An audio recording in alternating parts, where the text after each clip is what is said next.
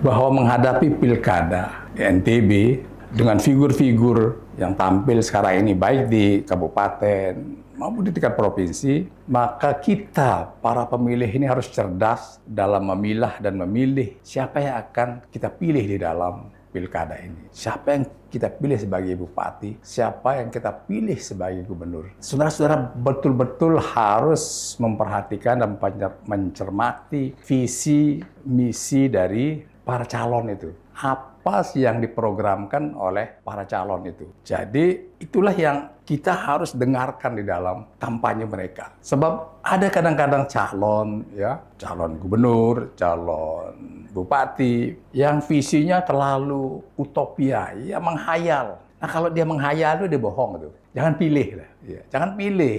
Kalau ada calon yang memprogramkan sesuatu yang tidak masuk akal gitu, itu dia bohong. Karena persoalannya bukan saja visinya, bukan saja programnya. Yang kita mau dengar sebenarnya, dari mana dapat uangnya untuk membangun visi itu. Itu yang penting. Kalau saya membangun A misalnya, uangnya dari mana? Itu yang harus kita cermati. Kalau gampang saja saya bilang mau bangun jalan tol dari Mataram ke Bima misalnya. Tapi dari mana uangnya? Kalau dia kemukakan program yang rasional, berarti dia jujur. Tapi kalau ada program-program yang tidak rasional, lalu hanya programnya aja, tidak menyebutkan dari mana sumber pembiayaan, kalau itu sama artinya itu calon gubernur, calon bupati yang bohong. Jangan pilih. Kita memilih sekarang calon pemimpin di daerah ini yang berpikirnya rasional, yang programnya rasional, dan sumber pembiayaannya ada. Tidak mengandalkan semata-mata dari APBD. Tidak semata-mata terlalu membebani daerah, fiskal daerah dengan pinjaman yang berlebih-lebihan minjam. Sementara kita hanya 5 tahun. Dari mana mengembalikan? Kalau kita hanya jor-joran mengandalkan pinjaman yang tidak masuk akal. Oleh karena itu saya katakan, saudara-saudara, calon pemilih, perhatikan program-program calon ini yang rasional, yang masuk akal. Di samping itu, program-program itu tidak bertentangan dengan hukum. Jangan menimbulkan nanti korupsi. Karena begini, bupati itu kan punya kewenangan. Diatur kewenangannya itu secara hukum. Batas kewenangannya diatur. Dia hanya pada level wilayah kewenangan di kabupaten. Gubernur punya level kewenangan otonomi di level provinsi. Misalnya, gubernur bidang pendidikan, ya SMA. Dia harus berjuang bagaimana membiayai pendidikan SMA.